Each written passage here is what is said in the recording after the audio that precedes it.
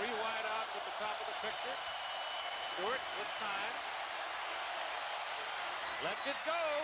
He's got three people down there. The ball's up in the air. Caught. Touchdown.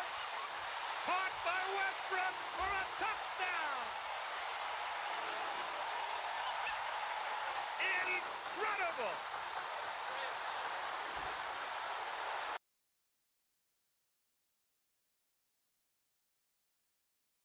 We need to call a truce.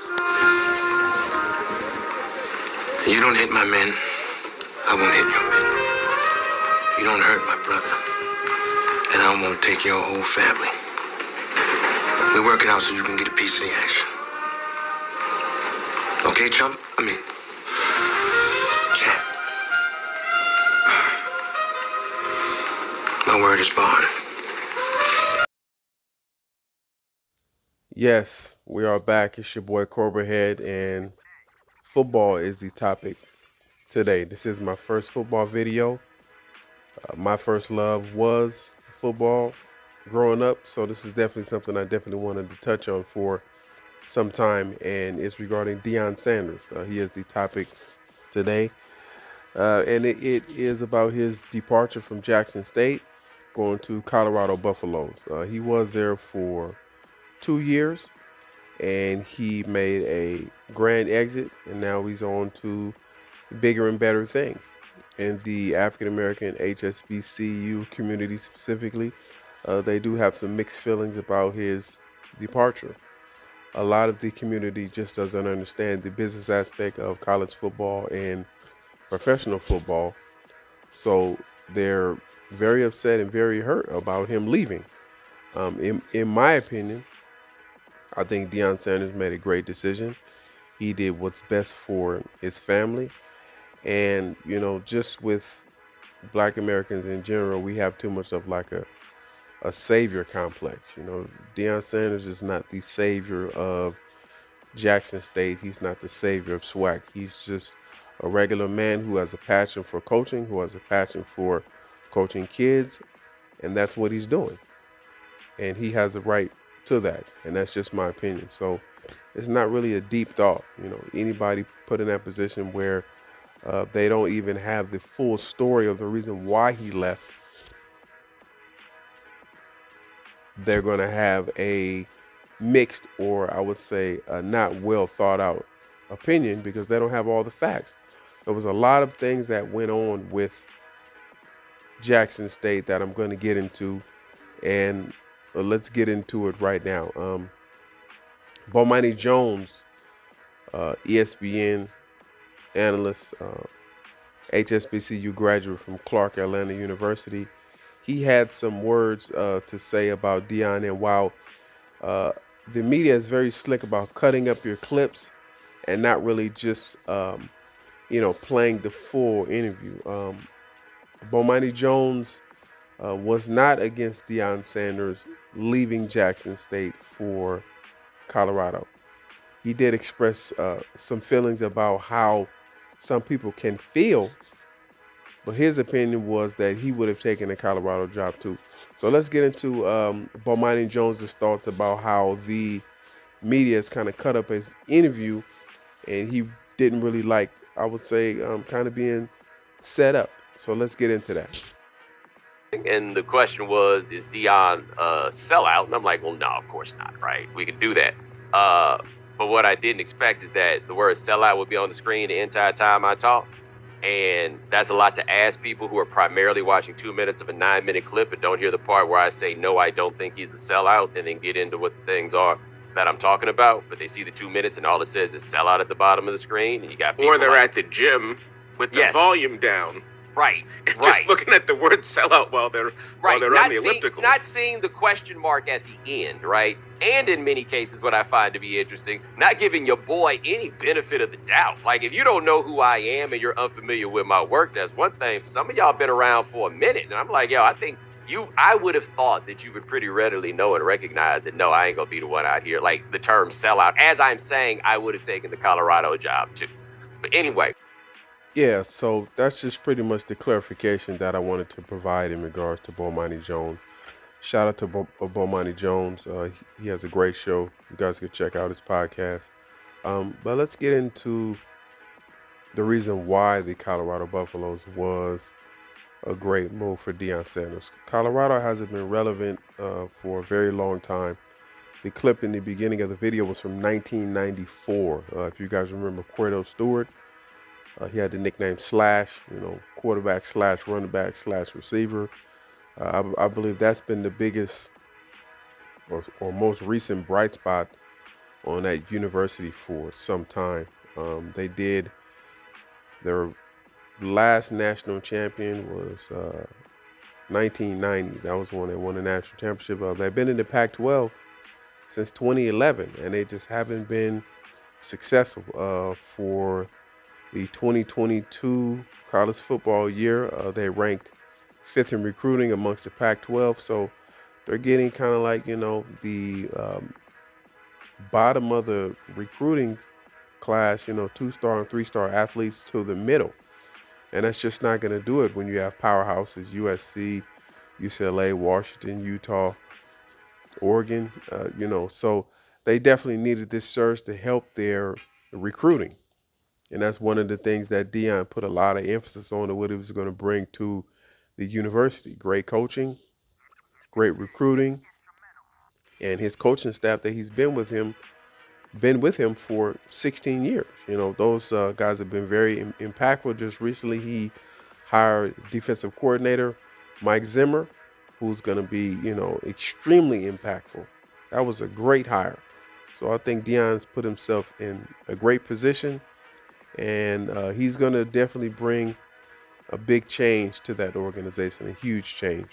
And I think it's going to be good for that organization. In regards to the money, he's getting pretty much, I'll just round it up, $30 million for 5 years. And I believe with all the merchandise sales and the donations from boosters, they'll find the money. But where is the money? How did you come up with enough money to get this guy? Well, look, we don't have the money yet, but I know we'll have it. So I'm not worried about that piece. Okay, the athletic director doesn't seem too bothered about, where the bulk of Deion Sanders' money is going to come from, and I don't think that's an issue either. The facility and campus is beautiful. There's several videos of them walking around the state-of-the-art facility, and Deion Sanders made a lot of relevant points when he was speaking to the players, just coming from Jackson State and seeing what they have in Colorado. And a lot of those kids, black athletes and white athletes, they're pretty much spoiled or like privileged. And he said, if my guys from Jackson State had what you had, they would go absolutely crazy.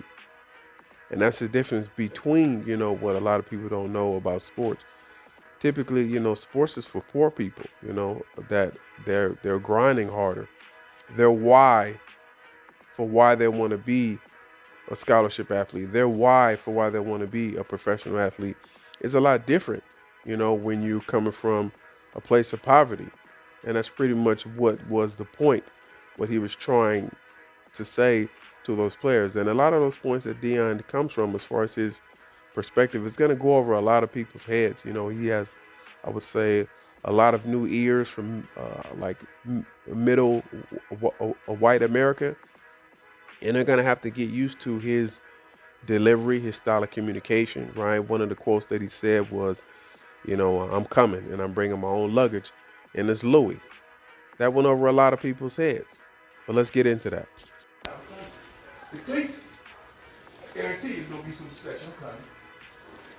We got a few positions already taken care of because I'm bringing my luggage with me. And it's Louis. I'm coming. It ain't going to be no more of the mess that these wonderful fans, the student body, and some of your parents have put up with for probably 2 decades now. I'm coming. And when I get here, it's going to be changed.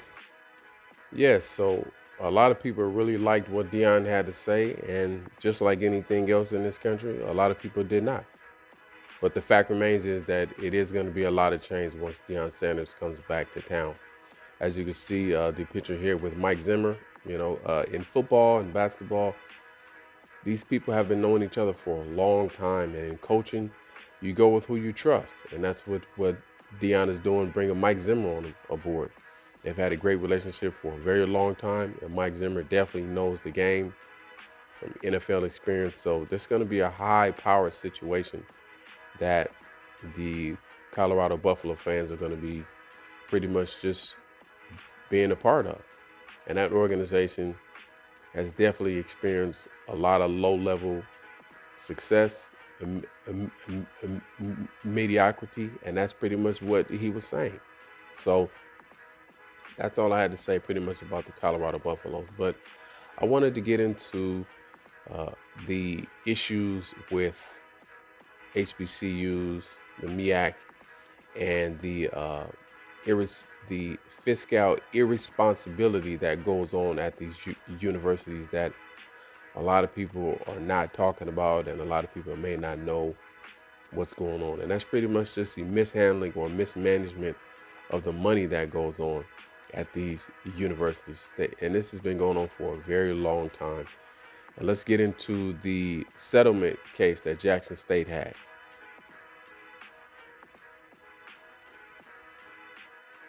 So as you can see here, Jackson State had to pay the U.S. government back $1.7 million in a False Claims Act allegations, and it had to do with mismanaged funds with the National Science Foundation, like grant money. And this was, pretty much a case with the U.S. Attorney General, so this is some of the things that Deion has echoed, and Deion is, you could tell Deion, he's not saying so much because he just doesn't want to embarrass the university, but a lot of these things, they start above the football program. I mean, like, the chancellor and the university president, and the board members with the organization. And Deion, he dropped a couple of subliminals that I don't think we really paid attention to. 60,000 people in the darn stadium. You talking about we sold out, and I checked the receipts, and we done sold 28,000 tickets. Now, y'all better find out who's stealing, because that affects my pocket. Come on now, dawg. You may not like it, but I ain't lying. So it's a lot of stuff like that, and it's more that goes on that we got to address. And I just have the audacity to address it, because it's for the kids. So there it is. And just like Deion said in the last sentence, it's about the kids. And that's always been Deion's core, which I have a lot of respect for him for. He's not a savior. He's not the SWAC savior. He is a coach who has a passion for coaching kids, and that's what he's doing. Also, Deion did have a response to the negative remarks that he's been hearing in regards to the HSBC community and all the outlets, et cetera, et cetera. And here's his quote. "You think I'm going to make time in my life to listen to negativity? I'm too positive. I'm too progressive to buy into nonsense. I've never had time for it, and I'm not going to make time for it now." He continued, "I think we've given people a multiplicity of moments that they can forever grasp. A whole lot of winning, a whole lot of change, and there's so much more change to be had. But the football program can't be the conduit of all change. Change starts at the top. It doesn't start with the football program. Change starts at every university, not just JSU. At every university at the top, and it trickles its way down." So again, that's another insinuation of what he's talking about that goes on at a lot of these universities. And it was a lot of issues at the top at JSU of them mismanaging money. I can't say that this is an actual fact, but I heard that Deion was having to pay his own staff with his money because they didn't have enough budget for his assistant coaches. And they also said that Deion had a remaining buyout that he needed to pay JSU back, I believe $330,000, but that's, small change to the opportunity that was presented to him at Buffalo, but to land my plane, Deion Sanders deserves an opportunity to change the Colorado Buffaloes around. He is coming with, the lights, camera, action. So there is going to be a sense of immediate expectations for him, and that's just kind of the nature of what Deion Sanders brings, that they're going to want to win right away. So I hope he's prepared. I know all of his coaches and the community will be ready for him and have already been receiving him with great welcome.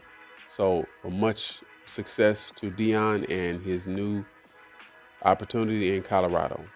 All right, that was all I had. Everybody had a good one. Please like and subscribe. Cobra Head out. We need to call a truce.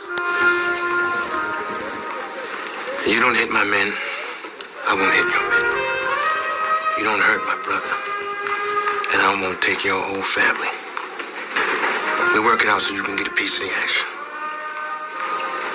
Okay, chump? Champ.